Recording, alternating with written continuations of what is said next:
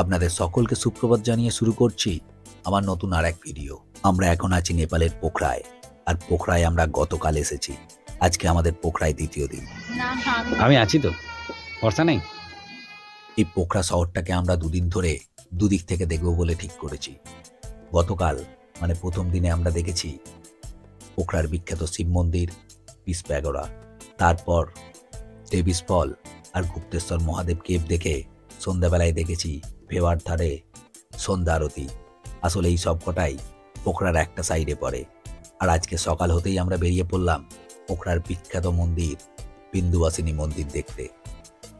বিন্দুবাসিনী মন্দির দেখে আমরা চলে যাব সাসপেনশন ব্রিজ দেখতে, তারপর দেখব সেতি রিভার প্ল্যান্ট, তারপরে অবশ্যই থাকছে মহেন্দ্র কেভ আর ব্যাট কেভ।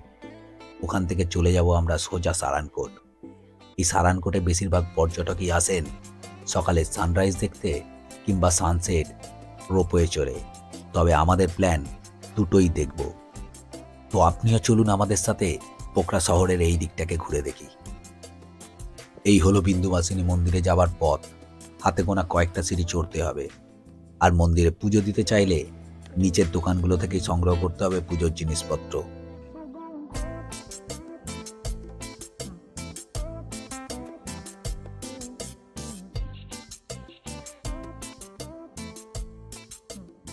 অর্ধেকটা সিঁড়ি ওঠার পর রয়েছে জুতো রাখার বেশ সুন্দর সুব্যবস্থা।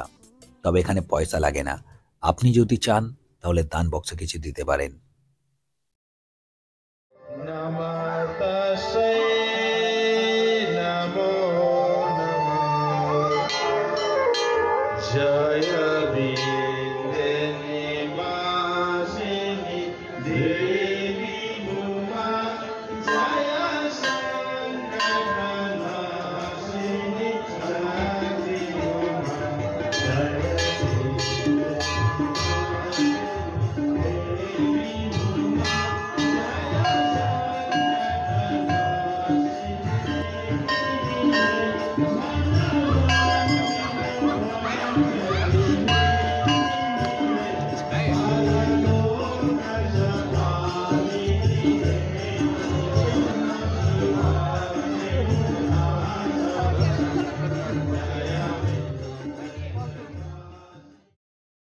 দেখলাম অনেকেই এখানে এসে পুজো দিচ্ছেন, আর ভক্তের ভিড় বেশ ভালোই আছে। অনেকক্ষণ অপেক্ষার পর এক ঝলক দেখতে পেলাম দেবী মূর্তিকে।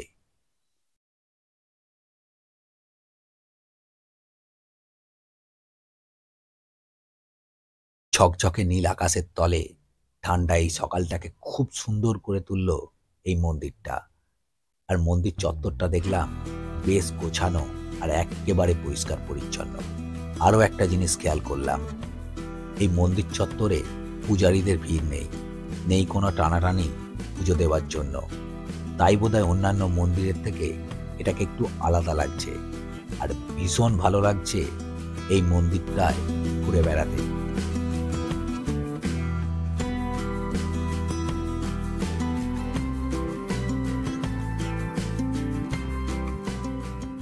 পাশেই রয়েছে আরও একটা মন্দির, যেখানে রাম, সীতা, লক্ষ্মীনারায়ণ বা রাধাকৃষ্ণ সকলের দর্শন একসাথেই হয়ে যাবে।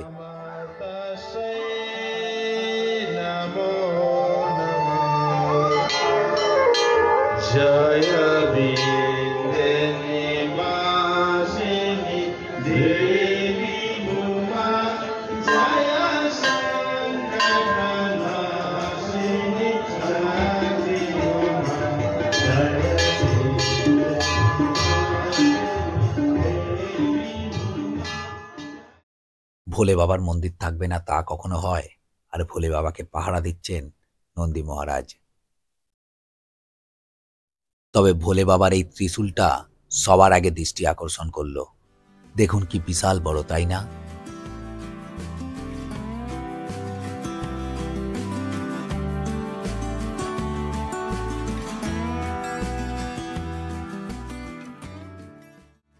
এছাড়াও কিছু ছোট ছোট মন্দির রয়েছে, সেগুলোও কিন্তু দেখতে ভীষণ ভালো লাগছে।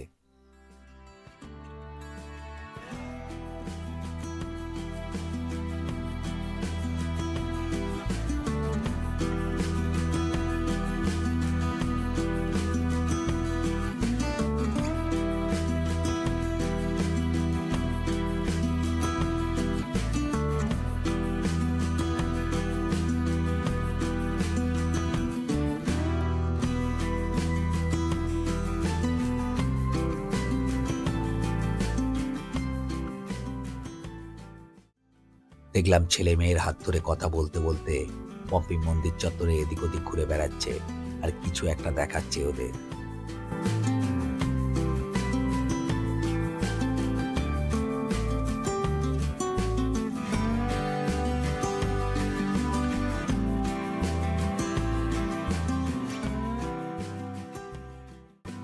সুন্দর শান্ত সকালটাকে রঙিন করে তুলল বেশ কয়েকটা প্রজাপতি। তারই মধ্যে একটাকে চেষ্টা করলাম নিজের হাতে তুলতে।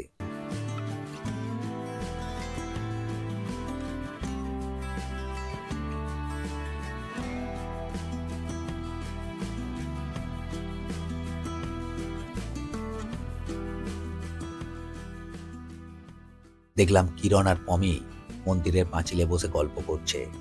পম্পিও তাতে যোগ দিল, আর ওদের ওইখানটায় গিয়ে তো অবাক হয়ে গেলাম নিচের দৃশ্য দেখে। মন্দিরের ওপর থেকে পোখরা শহরটাকে দেখতে পাওয়া যাচ্ছে, দারুণ লাগছে।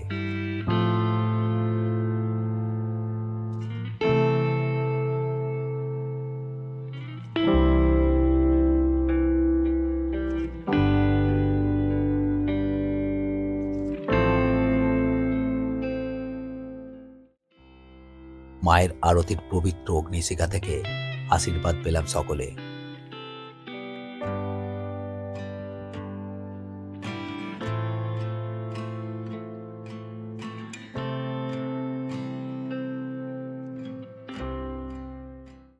কিরণ পমিকে অনেকক্ষণ ধরে দেখতে পাচ্ছিলাম না।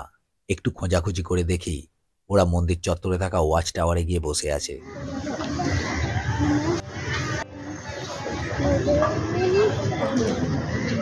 ও তোমাদেরকে নিচে খুঁজছি, বেটারা এখানে এসে বসে আছে।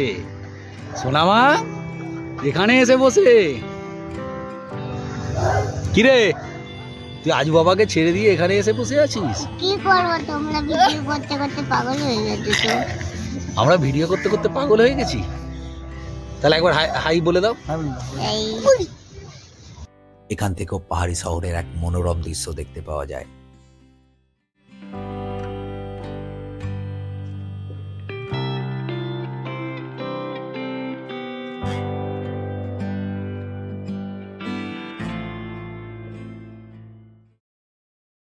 সকালটা খুব ভালো কাটালাম এখানে। এবার যাব সাসপেনশন ব্রিজ দেখতে। তবে তার আগে জুতোগুলো নিয়ে নিতে হবে, আর দান বক্সটাকেও ব্যবহার করতে হবে।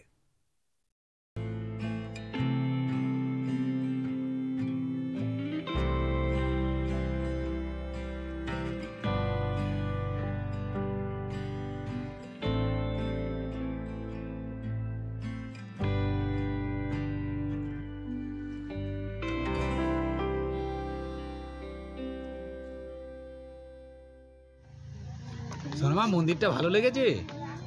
কি বলছে? মন্দিরটা ভালো লেগেছে? কিন্তু দাদাভাই জ্বালাতনে আমি আর পারিনি। দাদা ভাই জ্বালা তোরা আর পারছো না? আমি তোদের দুইজনের জন্য একই কাপ করেছি, তুই ধরে ফেলেছিস, ওটা না ধরতে পারলে কাপড় কি ওটা হাম্পু কাপড় জলের বোতল এনেছিস আমাদের, তার জন্য হাম্পু খেতে যাবে। আরে চল, আয় হাম্পু ভুলে গেছিস ছোটবেলার আইটিস আগে বল। গাড়ির ভেতরে চলছে যুদ্ধ, কি না হাম্পি খাওয়া নিয়ে, কে কাকে হাম্পি খাবে। বুঝতে পাচ্ছেন, হাম্পি খাওয়া নিয়ে চলছে গাড়ির ভেতর বিশ্বযুদ্ধ।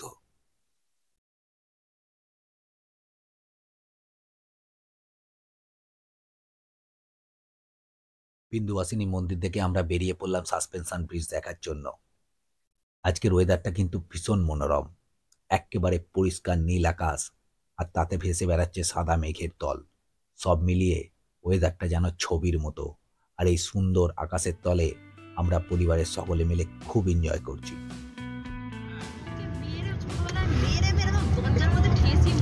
হ্যাঁ, এখন প্রথমে আমার বউ খেয়েছে, তারপরে এখন কিরণ খাচ্ছে, বেচারা কিরণ। সেটি গলসিনা পারে, সেটি गलसिना पारे, সিটি सेटी सेटी সেটি। सेटी गलसिना है। हम उधर ससुनसन ब्रिज देख के आके ये देखेंगे। আচ্ছা আচ্ছা। প্রকৃতি তার অপরূপ সৌন্দর্য দিয়ে ভরিয়ে রেখেছে এই পোখরা শহরটাকে। আর আপনার কাছে আমার আকাঙ্ক্ষা, আপনি আমার এই ইউটিউব চ্যানেলটাকে সাবস্ক্রাইব করে আমার এই ছোট্ট ইউটিউব পরিবারটাকে ভরিয়ে তুলবেন।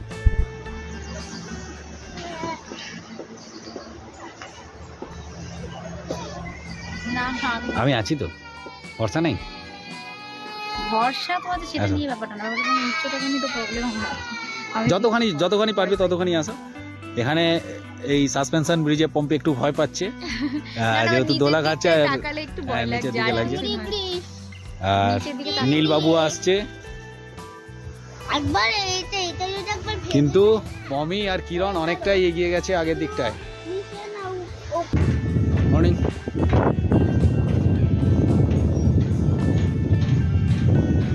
Wow, great feeling. নিচে নদী বয়ে চলেছে, ব্রিজটা দুলছে। দিদি আসবে না।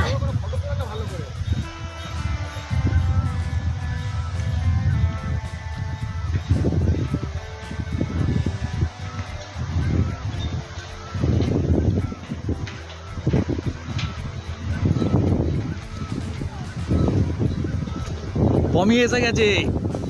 কিরে, ওখানে চন্দ্রগিরিতে তো রোপওয়েতে ভয় পাচ্ছিলি, সেখানে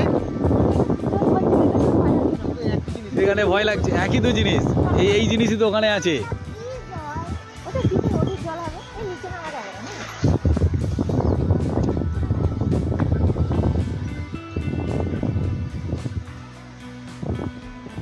এই ব্রিজটাকে সোনামা ভীষণ রকম এনজয় করছে। হয়তো পেলই না, সেলফি তোলার সাথে সাথে একটুখানি নেচেও নিল।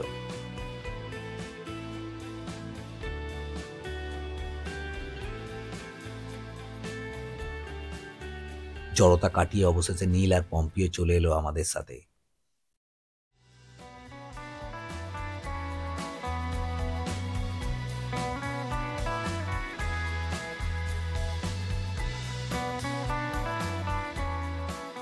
দারুণ মনোরম পরিবেশ এখানকার, এক কথায় মন ছুঁয়ে গেল।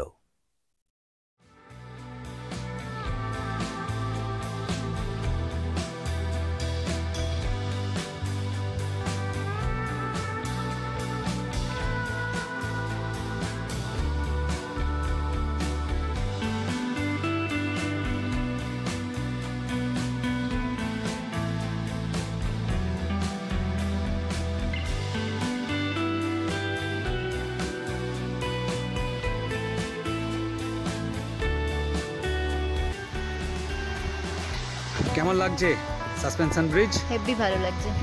প্রথমে আমার একটুখানি যখন নড়ছিল বলে একটুখানি আমার মানে প্যানিক মতো হচ্ছিল, বাট তারপরে এখন কিছু মনে হচ্ছে। প্রথমে ভয় লাগছিল, আমারও একটু লাগছিল, বাট এখন তো আর কোনো ব্যাপার না। লাগছিল তো নড়ছে বলে, তলায় নদী নড়ছে বলে, বাট এখন নিচের দিকে তাকালেও কিছু মনে হচ্ছে না, এমনিতেও বেশ অনেকক্ষণ সময় কাটালাম এখানটায়, খুব এনজয় করলাম। এখানকার স্থানীয়দের কাছে এই ব্রিজটা সাধারণ হলেও আমাদের কাছে কিন্তু বেশ অসাধারণই মনে হলো পোখরার এই সাসপেনশন ব্রিজ। আর যদি আপনারও ভালো লেগে থাকে তাহলে ভিডিওটা লাইক করতে কিন্তু ভুলে যাবেন না। এরপর আমরা চলে এলাম সেতি রিভার প্ল্যান দেখতে। কবির গিরিখাত দিয়ে বয়ে চলেছে সেতি নদী, আর সেই নদীর এক পার থেকে অন্য পারে তৈরি করা হয়েছে একখানা ব্রিজ। মানব নির্মিত এই ব্রিজের ওপর দিয়ে বয়ে চলেছে ক্রমাগত এক জলরাশি। আসলে নদীর এক পার থেকে অন্য পারে জল নিয়ে যাওয়ার ব্যবস্থা হলো এটা। পোখরায় আসলে অবশ্যই কিছুটা সময় বরাদ্দ রাখবেন এই জায়গাটার জন্য, ভালো লাগবে। আমারও ভীষণ ভালো লাগবে যদি আপনি আমার এই চ্যানেলটাকে সাবস্ক্রাইব করে আমার এই একেবারে ক্ষুদ্র ইউটিউব পরিবারের সদস্য হয়ে যান। এরপর আমরা চলে এলাম মহেন্দ্র কেভ দেখতে। গুপ্তেশ্বর মহাদেব কেবের মতো নিচেটা সমতল নয়, একটু এবড়ো খেবড়ো, তার উপরে আলোর সুব্যবস্থা নেই, যার ফলে রীতিমতো অসুবিধা হচ্ছে হাঁটা চলা করতে। কিন্তু গুহাটা ভীষণ সুন্দর, আর এই গুহার বাইরে একখানা বিরাট বড় বাচ্চাদের পার্ক রয়েছে, সেখানটাও খুব ভালো লাগবে। তবে এখানে একটা ঘটনা ঘটেছে, আমারই দোষ বলুন বা যান্ত্রিক ত্রুটি। এই কেব আর কেবের বাইরে চিলড্রেন পার্কটার ভিডিও ফুটেজগুলো আমার নষ্ট হয়ে গেছে, তার সাথে ব্যাট কেবের ফুটেজগুলো। যতটুকুনি যা আছে তাই আপনাদের পরিবেশন করছি, আর অত্যন্ত দুঃখ প্রকাশ করছি আপনাদের কাছে জায়গাটাকে খুব ভালোভাবে দেখাতে না পারার জন্য।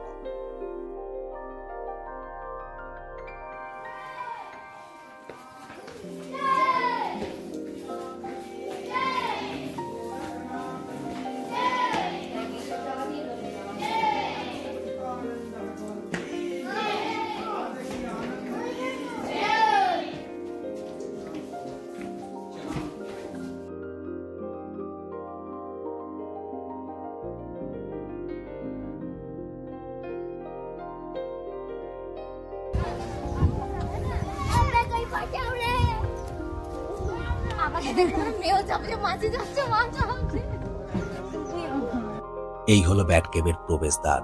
আর এই ব্যাট কেভটা কিন্তু ভীষণ অন্ধকার। ওরা টর্চের আলোর ব্যবস্থা করে দিচ্ছে বটে, তা কিন্তু যথেষ্ট নয়। আর গুহার তলদেশ রীতিমতো দুর্গম। তাই যাদের শারীরিক সমস্যা আছে তারা কিন্তু ভীষণ চিন্তা ভাবনা করে প্রবেশ করবেন। তবে যদি ভিতর পর্যন্ত পৌঁছাতে পারেন, এই অন্ধকারময় গুহার ভিতর এক অদ্ভুত প্রাকৃতিক দৃশ্য দেখতে পাবেন। এখানেও আমার প্রচুর ভিডিও ফুটেজ নষ্ট হয়ে গেছে, যতটুকুনি আছে তাই দেখাচ্ছি আপনাদের।